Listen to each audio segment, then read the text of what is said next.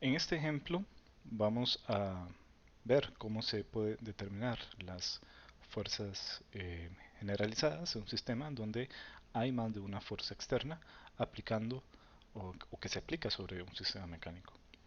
El enunciado de este problema dice lo siguiente: considere la barra rígida de largo L y de masa M que se muestra en la siguiente figura. Vemos que acá tenemos esta barra AB que está pivoteando alrededor del punto O y en el cual hay un resorte torsional que une la barra con la base. Este cuerpo rígido está sujeto a dos cargas externas, F1 de T y F2 de T. Ambas cargas son cargas horizontales que se aplican a la barra tal y como se muestra en la figura. Asimismo, como dije antes, hay un resorte torsional con constante de rigidez K sub 0 que está conectado a la barra en el punto O. Al igual que en casos anteriores, para este caso, para este sistema hay que determinar la ecuación o ecuaciones de movimiento. Aquí es importante observar que este punto O no se ubica a la mitad de la barra, sino que, como se puede observar aquí, la distancia OB es apenas una cuarta parte del largo total y el largo OA pues correspondería a las restantes tres cuartas partes. Ok, entonces, al igual que como hemos hecho en los ejercicios anteriores, en este problema seguramente ustedes ya estarán viendo que se puede llegar a la conclusión de que el sistema tiene un grado de libertad y que podríamos escoger como coordenada generalizada la coordenada zeta o zeta. Entonces, para encontrar la ecuación de movimiento hay que plantear una expresión de la energía cinética y otra de la energía potencial. Y posteriormente obtener la fuerza generalizada.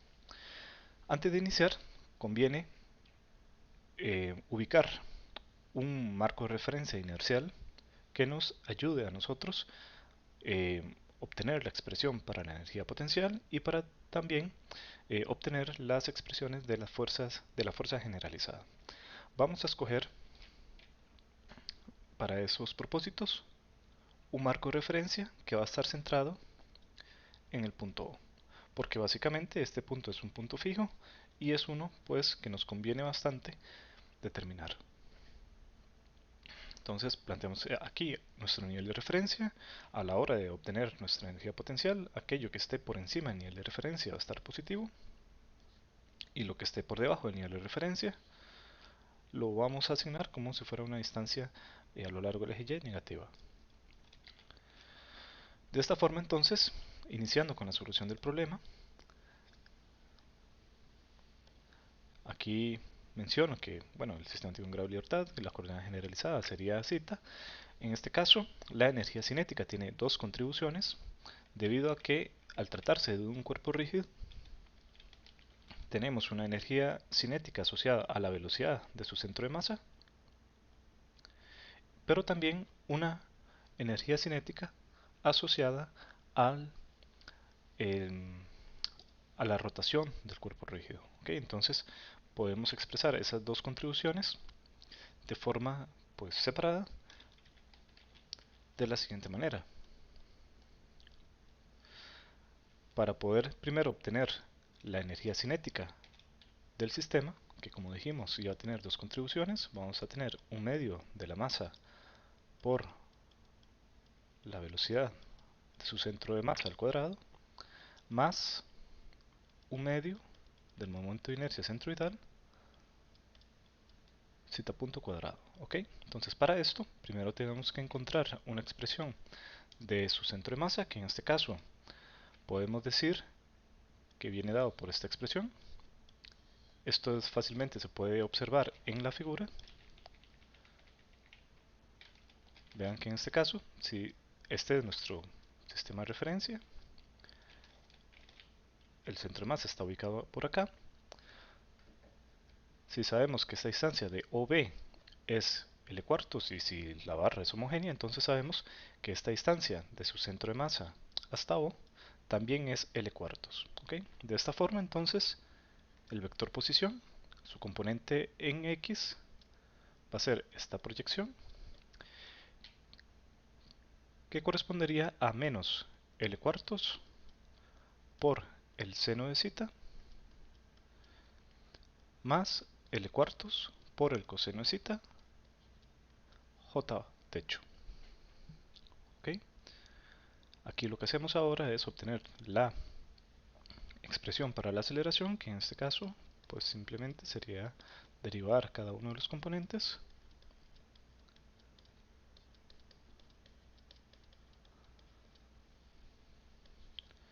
Y acá, pues nuevamente, no es difícil convencerse de que el módulo al cuadrado de la velocidad del centro de masa de la barra va a corresponder a L cuartos zeta punto todo elevado al cuadrado. ¿Ok? Dicho todo esto, entonces podemos regresar a esta expresión y ya tenemos la primera de las dos contribuciones de la energía cinética. Y ahora corresponde tomar en cuenta la energía cinética rotacional, que simplemente, como mencioné antes, va a corresponder a un medio del momento de inercia centroidal, zeta punto cuadrado. ¿Ok? Entonces, de esta forma, tenemos esta ecuación. Para el caso de una barra, esto no lo menciono explícitamente en la presentación, pero ustedes pueden corroborarlo de que el momento de inercia centroidal de una barra homogénea de largo L viene dado por un doceavo por la masa L cuadrado. ¿Ok? Esto lo menciono porque una manera alternativa de determinar la energía cinética del sistema es que si tenemos ese sistema como el mostrado, en donde aquí tengo la barra, la energía cinética también se puede calcular como un medio del momento de inercia, ya no centroidal, sino con respecto al punto O, zeta punto cuadrado. Al efectuarlo de esta manera, calculando el momento de inercia, no el centroidal, sino de toda la barra con respecto al punto de pivote, el resultado sería equivalente al que obtuvimos acá. Esto lo menciono simplemente porque es una forma alternativa de determinar la energía cinética del sistema. ¿Ok? Entonces, ahora que tenemos nuestra energía cinética, tenemos que determinar la energía potencial, que en este caso va a tener dos contribuciones por la presencia de un elemento que absorbe energía elástica, como es el resorte torsional, de tal manera que lo podemos expresar la energía potencial de esta forma. Una componente gravitacional debido a la ubicación del centro de masa con respecto al eje Y, con respecto al marco de referencia establecido, y una componente de energía potencial elástica debido a la presencia del resorte torsional. De esta manera entonces podemos obtener cada una por separado. Vemos que el valor o la expresión de la energía potencial en este caso tiene signo positivo debido a que el centro de masa está por debajo, por encima, perdón, del nivel de referencia, de tal manera que la expresión de la energía potencial va a corresponder únicamente a la masa de la barra multiplicado por la constante gravitacional multiplicado por la proyección a lo largo del eje Y de la ubicación de su centro de masa, que ya habíamos visto que correspondería a L cuartos coseno de zeta. Por otro lado, la energía potencial elástica va a corresponder, como se muestra acá, un medio de la constante de resorte por el desplazamiento angular elevado al cuadrado. De esta manera entonces ya tenemos todas las expresiones para la energía cinética y la energía potencial, por lo que ya tenemos todo lo necesario para plantear nuestro lagrangiano, que va a tener esta forma. ¿Ok? Vea que, como hemos venido haciendo a lo largo de estos problemas, el lagrangiano está expresado en función de su coordenada generalizada, pero también en función de la velocidad generalizada. Entonces la ecuación de movimiento la podemos obtener una vez que hemos planteado esta ecuación de acá. Entonces, para determinar las fuerzas generalizadas, o en la fuerza generalizada en este caso, puesto que se trata de un sistema de un grado de libertad, se tiene primero que todo especificar los vectores de posición de la aplicación de cada una de las fuerzas. Esto se debe a que, como en este caso, hay dos fuerzas externas, la fuerza generalizada F sub zeta lo vamos a expresar como F1, es decir, la primera fuerza, producto punto, del vector posición de la aplicación de la primera fuerza con respecto a la coordenada generalizada, que en este caso solamente tenemos 1, más la contribución de la segunda fuerza externa multiplicado por la derivada del vector posición de la fuerza número 2 con respecto a zeta. ¿Ok? De esta manera, entonces, vean que este primer vector, que corresponde a la fuerza que está aplicando a la barra como F1 de t, tenemos por acá este primer vector, que lo voy a llamar R1, y tengo por otro lado este otro vector, que es el vector de posición con respecto a mi marco de referencia del punto de aplicación de la segunda fuerza, al cual le voy a llamar R2. De esta forma, entonces, R1 va a tener las siguientes componentes. Por un lado tenemos L cuartos, seno de zeta en la componente en I. Esto se debe a que este vector va a tener una componente en Y y una componente en X. Si esta distancia es L cuartos, la componente en Y va a ser la proyección a lo largo del eje X, y si este ángulo es zeta, entonces la componente en Y va a ser L cuartos seno de zeta, y la componente en J va a ser menos L cuartos coseno de zeta en J. Para la componente R2 vemos que vamos a tener una componente en Y y una componente en I. La componente en I va a corresponder a menos 3 cuartos L seno de zeta, y la componente en J va a ser positiva y va a ser 3 cuartos L coseno de zeta. Entonces, ya teniendo esas expresiones para R2 y R1, que repito son los vectores de posición del punto de aplicación de la carga, podemos obtener la fuerza generalizada.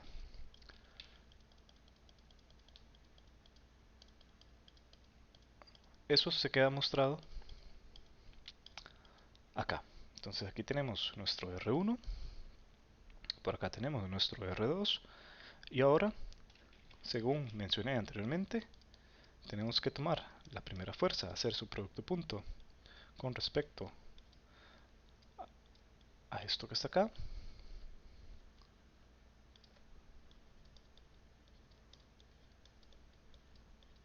por lo que ahora hacemos o llevamos a cabo estas derivaciones. Entonces, ustedes pueden efectuar esta derivación, tomar el vector R1, lo derivamos con respecto a zeta, el resultado es un nuevo vector que va a tener esas componentes, y para el caso de R2 vamos a obtener estas otras de acá. Ahora, si regresamos a la figura y recordamos que F1 va a ser un vector que tiene componentes F1 de t en I y 0 en J, y que F2 va a ser un vector que tiene componentes menos F2 de t en I y 0 en J, este menos se debe a que la fuerza tiene una dirección hacia la izquierda, mientras que este F1 de t tiene una dirección hacia la derecha. De ahí el signo menos para el caso de F2. Teniendo en cuenta esto y además estos resultados que están aquí, la fuerza generalizada entonces del sistema viene dado por esta expresión. Bueno, me parece que me confundí, más bien lo escribí mal anteriormente. F1 va a ser un vector que tiene componentes menos F1 de t y 0 en J, porque este F1 apunta hacia la izquierda, y F2 de t, F2 va a ser F2 de t en I y 0 en J. Me confundí anteriormente. Esta es la forma correcta de definir las fuerzas F1 y F2.